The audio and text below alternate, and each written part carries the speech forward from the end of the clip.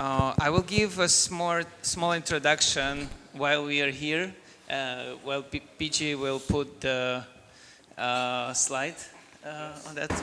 So privacy pools is kind of the latest big thing that happened within the privacy landscape in terms of how many attention were brought to the subject. It is the research paper that has been written down by Amin Soleimani, Vitalik Buterin, Jakob Rium, Matthias Nadler, Fabian Schar.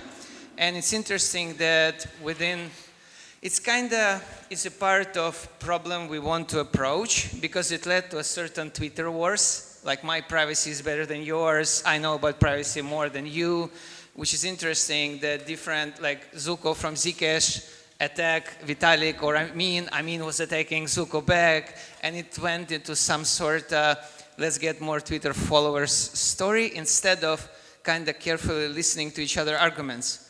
And it's interesting that if you follow up the case and you saw the interview that happened with the Zuko, Vitalik, they kind of found the common ground pretty quickly, and there were not much of FUD around the view on privacy.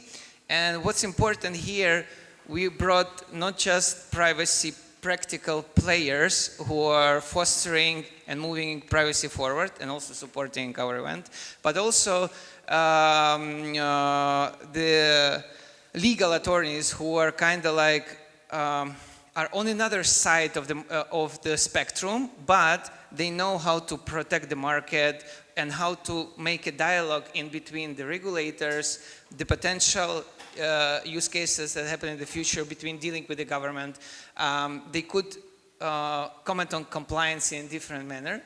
And also, Monero is the big, old school privacy player that has their own approach to the game, which is interesting because Andrea is a teacher, a philosopher, so we could also think much more broadly from the context. What game do we play here, and specifically, what privacy pools matters as some sort of what will be the next implications of privacy, and also I would like Alan to moderate a bit. That's kind of like you're the boss now, but I was interested by watching the video, just give you some text on that. It's like who decides this freedom of association, like what it is and how it works for the different countries and people from the different contexts, because it's a bit vague. What proof of innocence stands for, partially as a meme, partially as the working solution. And also, like, is it a really working solution to tax paranoias that are just delisting privacy coins just because they're afraid of the future legal implications? Yeah, can you guys hear me okay? Cool. All good questions. But let's start with a bit of intro from everybody. We'll start down at the end. If you could just, state your name and what you do, and that'd be great. Yeah. Hello, everybody. Can you hear me? Yeah. I'm a teacher, as Nicola said. I teach history and philosophy, and I started as I have a PhD in philosophy, in the philosophy of mind and philosophy of perception. Then I started working on Austrian economics, libertarianism, and I became very interested in gold, silver, Bitcoin, Monero, privacy, Tornado Cash, and so on and so forth. And actually, I think that the privacy pool paper is very, very interesting from a technical side, but also from a philosophical side. Because to me, if I have, there is a lot to unpack in that paper, but if there is one thing that clearly emerges from that paper, in my opinion, is that how it is important to adopt some kind of philosophical approach toward privacy. And basically, the main point for me is about the relationship between a theoretical, universal, non-arbitrary notion of privacy on the one hand, and the practical side of privacy. That is the understanding of privacy as something that needs to live in the real world, privacy as a spectrum, right? And my main point, my main concern with the privacy pool approach is that it is too much tilted toward the practical side, and it leaves the theoretical side, the universal side, a little bit on the side. So basically, the authors of the paper calls the privacy pool approach a neutral approach, an approach that is compatible with the privacy policies of different governments, of different jurisdictions, of different corporations like blockchain surveillance companies. And they call that a neutral approach, which I think is a bit of misleading, because the right word in this case is, to me, relativism. It is a relativistic approach coupled with the authority principle. Basically, from a theoretical perspective, the authors abandon any attempt to define privacy in a universal way, in a non-arbitrary way, and they just say, well, whatever governments decide about privacy, whatever definition they give about privacy, whatever value judgment they give about privacy, whether it is good or bad, we accept it, and the privacy pool is compatible with all different kinds of approaches. And to me, it's a bit problematic, this kind of approach, and I want to give you just a little analogy. Of course, even with liberty, for example, not only with privacy, but also with liberty, we can distinguish between a theoretical definition of liberty and its practical implementation. We can be more free or less free. For example, Elon Musk can be we can say that Elon Musk enjoys more freedom than a slave under the Roman Empire. It's a spectrum, right? But every time that we see a liberty violation, our instinct is to combat it, is to fight it, is to say that the violation of liberty is something that is wrong. Our first instinct is not to collaborate with people that violate liberty. It is to fight it. And to me, the same is true also for privacy. Of course, from a practical perspective, privacy is a matter of degree. There is a spectrum. We can protect our privacy in a good way, in a bad way. It is a spectrum. It is a matter of degree. But when privacy is violated, to me, when surveillance becomes the norm, our instinct should be to fight surveillance, not to find a sort of equilibrium with people that violate surveillance. The title of the privacy pool paper is very revealing, in my opinion. It states in the title that the authors look for a practical equilibrium with regulators and even with people who deny privacy in our everyday life.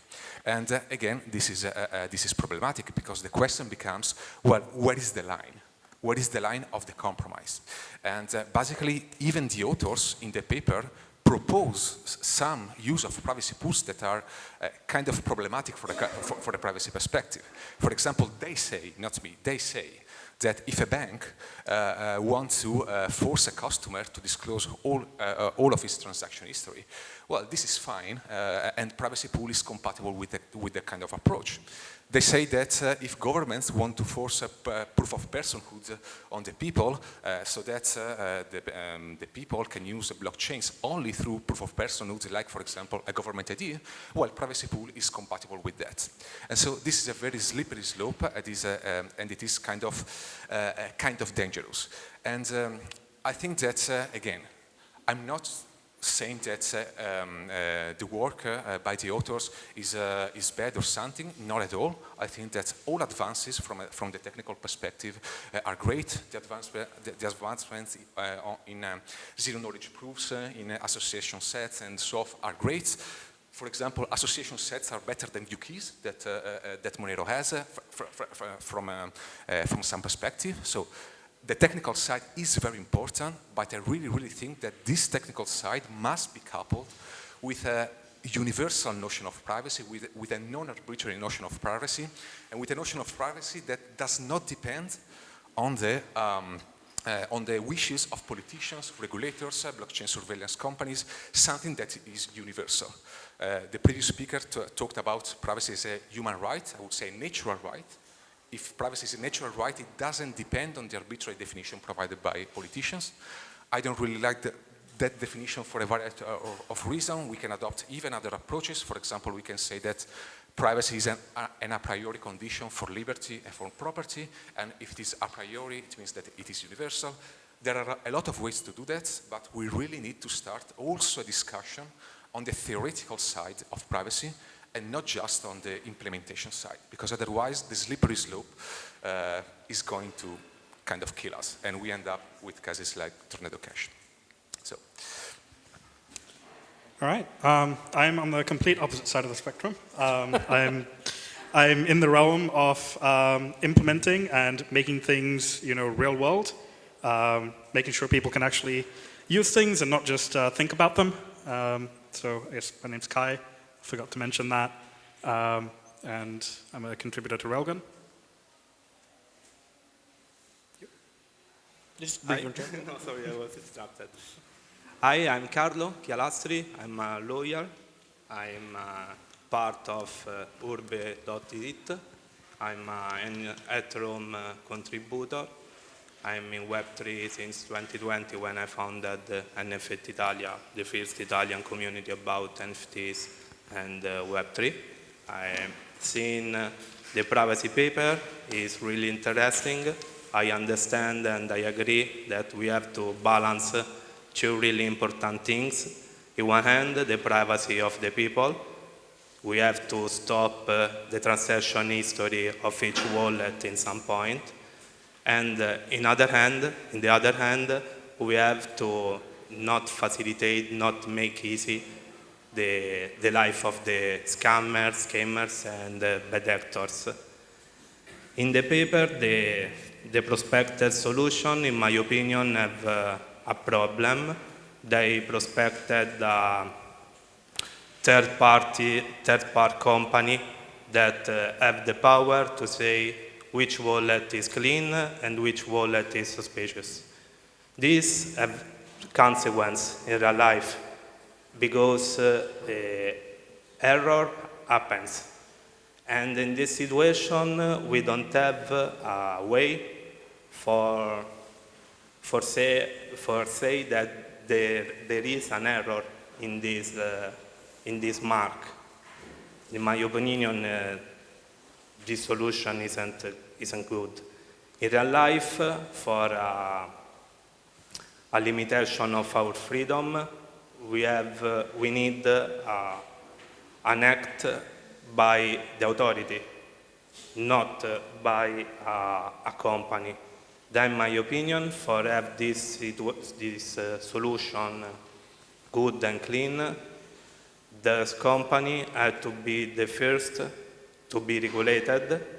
The people have to know how the algorithm works and where you can say if something not good is happening.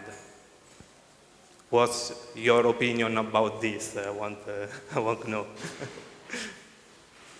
Yeah, so, hey everybody, I'm Alan, the guy with the mustache up there. I'm one of the Railgun contributors.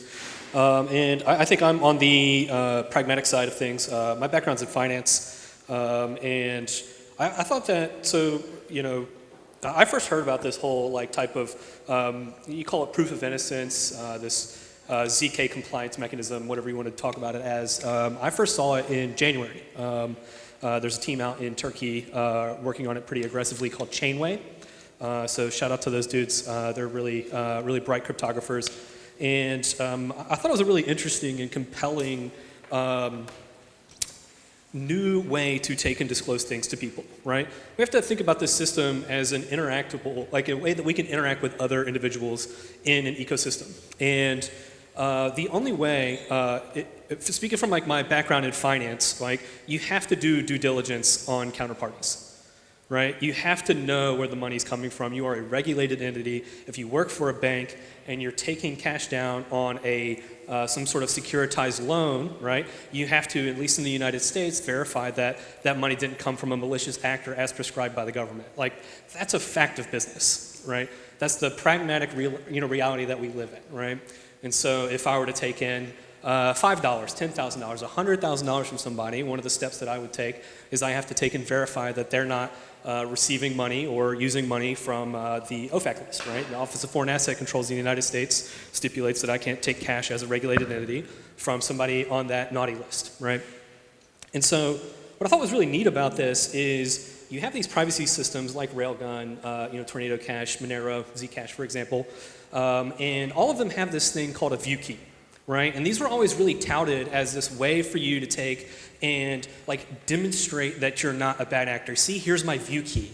Look at my transaction history here. You can see all the things that I've done, and I am not a bad actor. But this kind of defeats the fucking purpose of a privacy protocol if I have to dox to you every time that I need to do due diligence as a counterparty to you, right? So this isn't a good solution to practical finance as it exists in the real world. And so if we want adoption from people who are in the real world, right, banks and individuals who choose to adhere to certain regulations within the nation states that they live in, they have to have these abilities to comply, right? But they also have to have privacy, right? I mean, privacy, we all know. I won't bore anybody here. We all know and care about privacy. That's why we're sitting in this room, right? We have to have that, right? So we have to have these tools available to us that allow us to demonstrate that we meet certain requirements of other counterparties, whatever that may be. So for example, if I want to prove that I'm not one of the people that just took and stole $100 million from Protocol X, I could demonstrably do that with this zero-knowledge proof. I could do this in a completely privacy-preserving way. And also, you can know mathematically and be very certain that I'm not that person, right? So I've always viewed this not as like a I agree with you, right? I don't think any sort of company, for example, like Chainalysis or ETHRome Labs, right? Or I could rifle them all off for you guys, but I don't think they should be the arbiters of truth, right? But I think we can have a lot of like practical like lists of bad actors, right? I think globally, people stealing shit on chain is considered to be a bad thing, right? And since we, at least in the Ethereum and EVM world, we live on a public ledger, this is auditable on chain and we can start to ask questions about this, right? And so I see this kind of like ZK compliance mechanism, this sort of zero knowledge proving, if you will, this proof that I don't have bad funds, however you define that as my counterparty, is a really interesting dynamic that I think is very seldom appreciated, because I think in the ultimate truth, right, in the philosophy of things, right, privacy should be a binary, and I could choose how and I can just tell you to go fuck yourself, right? But I think in the real world, right, if I need to get a mortgage, or I want to buy a car, or I want to get a lease or something like this, where there is practical due diligence associated with the finances, we have to really consider, like, can crypto become that rail, and can it do it without like doxing people? And currently the mechanisms don't exist. Now, like full disclosure, I mean, Railgun contributors have been working on this kind of thing for 9 months now? How long has it been? About 9 months. Something like that. So where you could take and make these arbitrary statements about your balances and transaction history. So I'm on the, I guess I'm on the for side of this. I think it's a really brilliant thing, but I agree with you guys that the tact is very, very critical, and I think that we'll certainly break some eggs along the way. I don't think it'll be perfect right out of the gate, but neither was crypto. We had to iterate on it for the last, 12 years. Yeah. To be sure, I didn't say that the theoretical perspective and the practical perspective are mutually exclusive. Not Definitely. at all. They definitely go together. They definitely go together. And my question is then, from a practical perspective, how do we decide who is good and who is bad? Because of course, if there is a public authority who does that, well, which public authorities? Because the examples are always the usual examples, like North Korea is a dictatorship and it's bad. I mean, likes to talk about Iran on Twitter for obvious reasons. But what about the Italian government? Nicola started this conference by saying that the Italian government, maybe this is the Italian police that doesn't want me to say something, but Nicola started the conference by saying that corruption is widespread in Italy, which is true. And what about the US government? How many deaths are caused by the US government worldwide per year? Is the US government causing more deaths per year than North Korea? Yes or no? I think that the answer is For all the feds watching, clear. I think the US government's great. Yeah, no, absolutely. I love them. Yeah, all fuck, everything. And if it is a private company that becomes an ASP, an association set provider, well, then, as Claudio said before, it becomes even more problematic. But in the real world, practically speaking, the paper was written by a guy from Chainalysis. In the real world. And this is deeply problematic because if we think about these BS companies, blockchain surveillance companies, well, what is their business model? They write closed source software that cannot be verified by anyone. They sell it for profit. They sell it for profit to law enforcement agencies that use this software to put people in jail, even in some cases like Tornado Cash, or please look also to the Bitcoin fog mixer, which is another case pretty remarkable in this regard. So they use this software to put people in jail, and this software is based on shaky heuristics, to say the least. In the Roman Sterling case, in the Bitcoin fog mixer case, in court, Chainalysis stated in court that basically their software is not peer-reviewed at the academic level, but a lot of Chainalysis scientists are working on it. So basically, don't verify, just trust us, our software works. And of course, it is closed source, so nobody can see what the software is doing. And in the same document, Chainalysis itself says that it doesn't collect stats about false positive and false negative. And this is the state of the art. These are firms that, again, sell closed source software for money to put people in jail based on this software that basically nobody can verify. And the paper was written by a guy. It sounds like that you, and I agree with you on this too, by the way, that you question having for-profit companies develop and maintain these accumulators, right? No, I'm not questioning, I mean, I'm a libertarian and I love profits. But no, I mean to say like these for-profit companies being the arbiter of truth, right? That they are the ones dictating who's good and who's bad, right? Well, and so I think that like that's a very fair criticism of like that architecture, which by the way I can't like speak to. I didn't write that paper. They didn't ask me. I wasn't cited in that paper in any way. But these accumulators can be arbitrary in nature, and so these can be dictated by the counterparty. So for example, what matters to me, right? I want to prove, you and I need to do a transaction on chain, right? And I want to, myself, I want to, at least verify that you're not the Harmony Bridge hacker and I'm not about to receive $1 million from you and it's tainted funds, in my opinion, personally, right? I can actually have an accumulator of addresses that I've dictated as a single entity, or we can abstract this out to a bank or a DAO or a broader audience of people, right? A nation state can have an accumulator, right? The beautiful thing about these kind of architectures is that they're recursive in nature, and so you can make this statement across a lot of different lists. And so I agree. I don't think that like we should have a for-profit company being the global arbiter of truth. That sounds like some WorldCoin tinfoil hat type shit that I'm not interested in either. But I do think that like there's merit in it beyond. If we put that part of it aside, right? I think that, I don't know, I guess I would love to hear your thoughts on it, Kai. I mean, you've been awfully quiet over there. Yeah, I mean, like, I guess the most difficult thing is figuring out, like,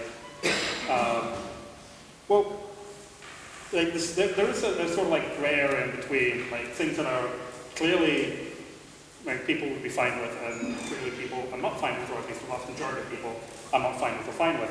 And there's sort of like the gray area in between. But I guess like it really does boil down to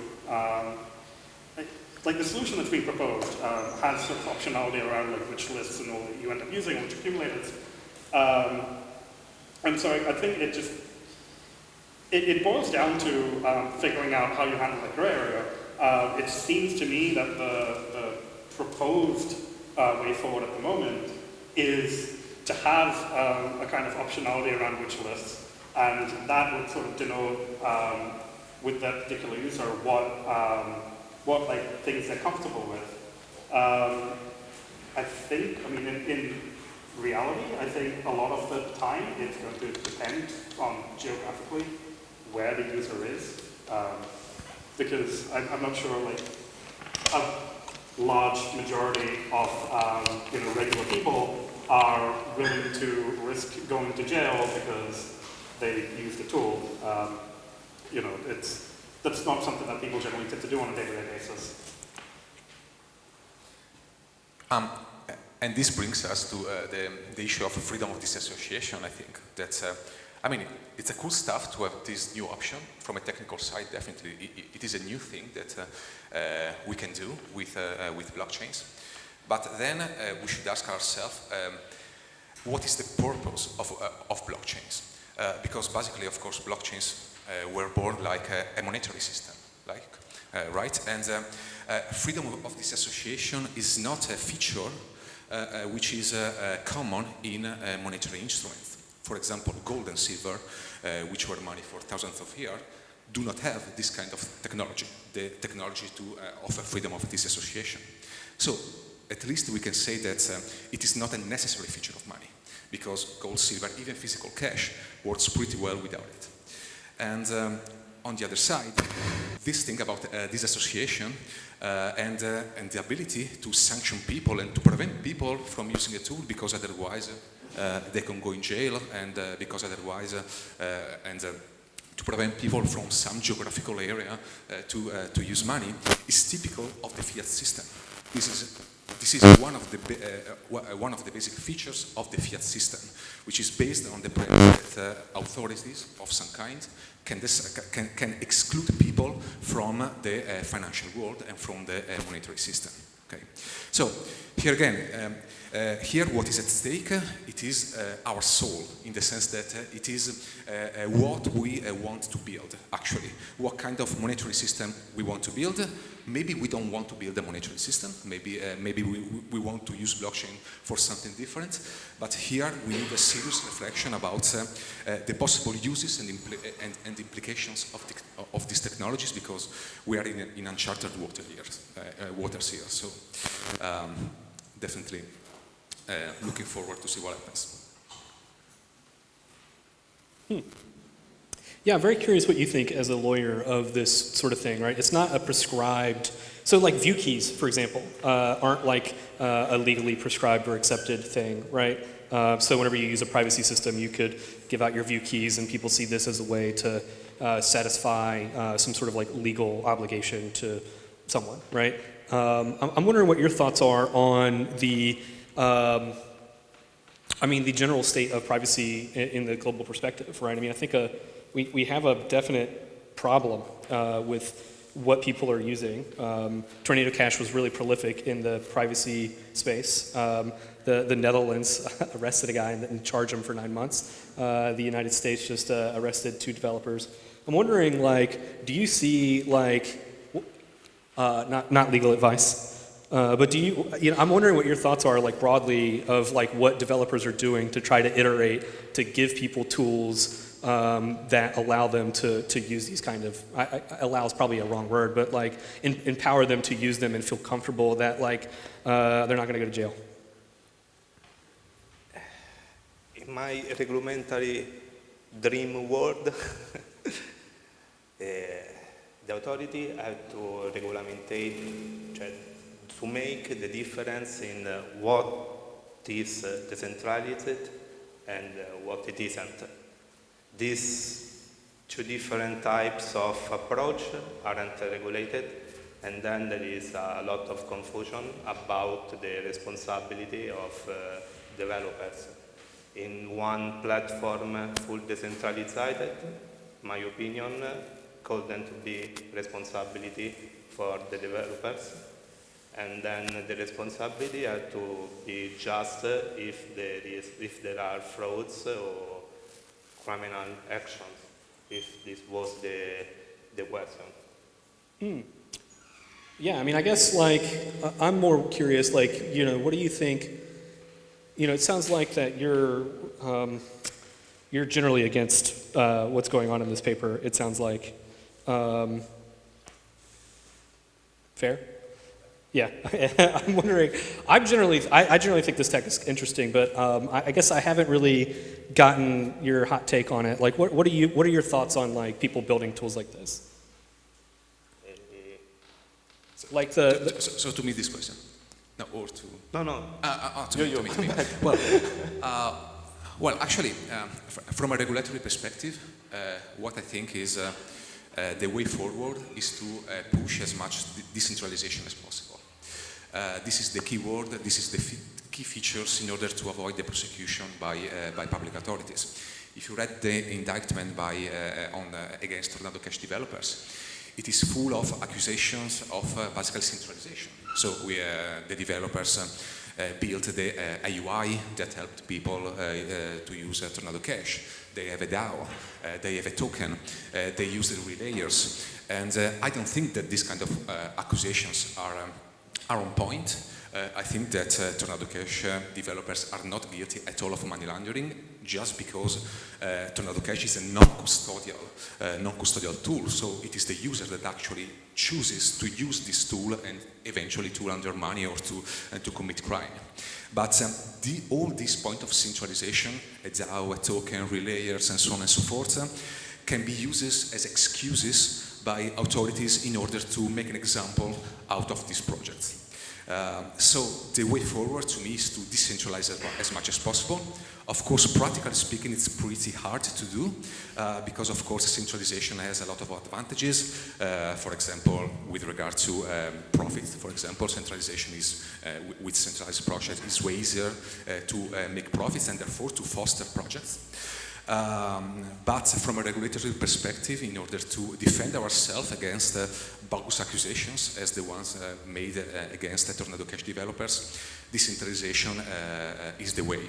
For example, I don't know, there is the FinCEN, the Financial Crimes Enforcement Network in the US, that, for example, in 2013 put out a guidance on the Bank Secrecy Act that distinguishes between centralized and decentralized virtual currencies and says pretty clearly that decentralized virtual currencies are not subject to the BSA, to the Bank Secrecy Act. And right, more specifically like money transmitter rules and regulations from FinCEN, right? Exactly, and this is pretty remarkable because actually Monero, which is the coin of the illegal guys, actually is one of the few coins that is actually complying with this kind of regulation. And again, it is way more difficult to attack a project if it is really, really decentralized. Of course, it is possible. It is possible. I'm not saying at all that it is impossible, but it is way more difficult.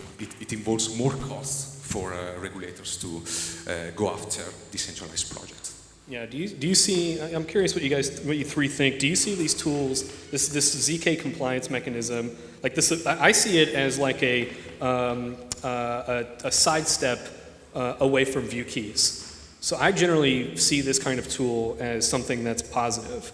But I'm wondering what your thoughts are. I've actually had people, I've had chats with folks in the Monero community who say this was a stone best left unturned, right? We shouldn't have even started down this path. But I'm curious what your guys' thoughts are. Yeah, actually, view keys is a kind of controversial topic.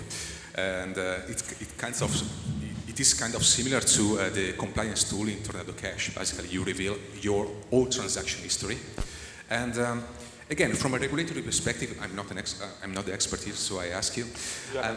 From a regulatory perspective, basically, giving the view key of your whole transaction history is a pretty strong step. Even stronger maybe than what happens in privacy pool, when you just prove that you are part of a broader set of people, and you are not proving your whole transaction history. You're not revealing necessarily your own transaction history. So actually, you have more effort in some respects you can have more effort in some respects to give up your privacy in Tornado Cash, maybe in Monero, than it happens in privacy pool. Of course, I think that maybe from the regulatory perspective, the real problem is that all these tools are voluntary. And given that they are voluntary, it is up to the people to decide whether or not to use view keys, to use the compliance tool in Tornado Cash, to use privacy pools. And the fact that they are voluntarily means that basically they don't have full control by default of what's going on these blockchains. So, but I want to hear the opinion of the legal expert on this. This is really a good question. The problem is, what is the purpose of the blockchain? If it is financial freedom, is a thing, is just an instrument of payment that have a lot of pro, also just in this situation is another question. I like to think it like financial freedom. For this, I talk about the impossibility of the limit of the freedom, but probably isn't the right solution. Then I agree with you. Yeah, I think to me, the sort of associations that are just objectively an improvement over wikis, right? Because realistically, the output that you want from whatever process you're using whatever technology, is just like a binary yes or no, right? Like, can I deal with you? Right. And like in the majority of cases, you're going to be working with someone that needs to have that binary yes or no. Giving someone your view key is absolutely disastrous to your privacy because I mean, they see everything you've ever done, and in the future as well. And it doesn't even really answer that question to full satisfaction. Whereas the output of like an association set is just a yes or a no. There isn't any extra data for them to look at. And by definition, the output is like exactly what they're looking for. Well, I almost got hooked off of the stage. I think we're at time, but I'd love to hear some closing thoughts from everybody in regards to this topic. I'll go first if that's okay. I think what's really important here is that we have these kind of discussions where people don't necessarily agree on a topic. I find it all too frequent that I go to a conference and I sit on a stage with somebody who wants to just like parrot and echo the exact same thing that I said. And I find that exhausting. And I've found this to be a very fruitful conversation. So I want to thank you guys for disagreeing. I think this is great. But yeah, anybody have any final thoughts before we let's get out? Yeah, I just want to thank the organizers for the wonderful job they've done, and just want to say that it has been a really pleasure to be here and to have the opportunity to discuss with you on these topics. You are way more expert than me on the technical side and on the actual inner workings on this stuff. So sorry if I said stupid things, and it really was a pleasure to be here. Thanks. I guess like just sort of closing thoughts on all the stuff that we're building here. It's all well and good to try and build some random cool tech, but it doesn't really matter if I can't use it. I mean, I'm here. I've been in crypto for a while. I'd love to be able to use it. I try to use it as much as possible in my daily life. I'd like to be able to solely use it, but there's just too many barriers to that right now. And to me, it's just, how do I just remove those barriers? And I got to make sure that me personally, the stuff that I'm designing and all, and like everyone else that's here building things, to keep that in mind, it's the stuff that's actually compatible with just a regular person that wants to pay their bills with it or just use it in day-to-day life. Well, pleasure mine. Thank you guys for the invite for all. Thanks, guys.